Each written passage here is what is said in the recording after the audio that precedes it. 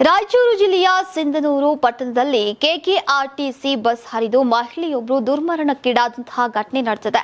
ಈ ದುರ್ಘಟನೆಯ CC camera ದೃಶ್ಯಗಳು ಲಭ್ಯವಾಗಿದ್ದು video ನೋಡಿದ್ರೆ ಮೈ ಜೂಮ್ ಅನಿಸುವಂತಿದೆ. ಮೃತ ಮಹಿಳೆಯನ್ನ ಕಾರಟಗಿ ತಾಲೂಕಿನ ಬೇವಿನಹಾಳ ಗ್ರಾಮದ ದೊಡ್ಡ ಈರಮ್ಮ ಅಂತ ಗುರುತಿಸಲಾಗಿದೆ.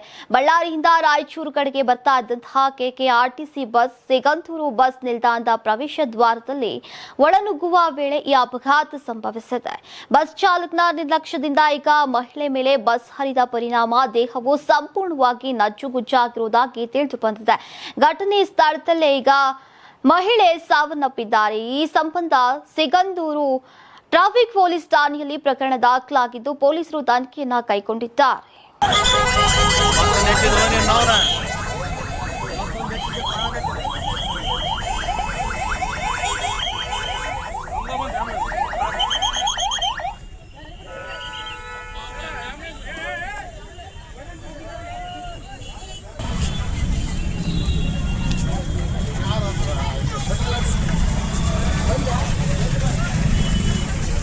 ನೀವು ಸಣ್ಣ ಆಗ್ಬೇಕಲ್ವಾ? ಅದು ಒಂದು ಉತ್ತಮ ಆಹಾರದಿಂದ ಸಣ್ಣ ಆಗ್ಬೇಕಲ್ವಾ? ಪ್ರತಿದಿನ ನಮ್ಮ ಜೀನಿ ಸ್ಲಿಮ್ ನ ಯೂಸ್ ಮಾಡಿ ಯಾವುದೇ ಸೈಡ್ ಎಫೆಕ್ಟ್ ಇಲ್ದಂಗೆ ನೀವು ಸಣ್ಣ ಆಗ್ತೀರಾ.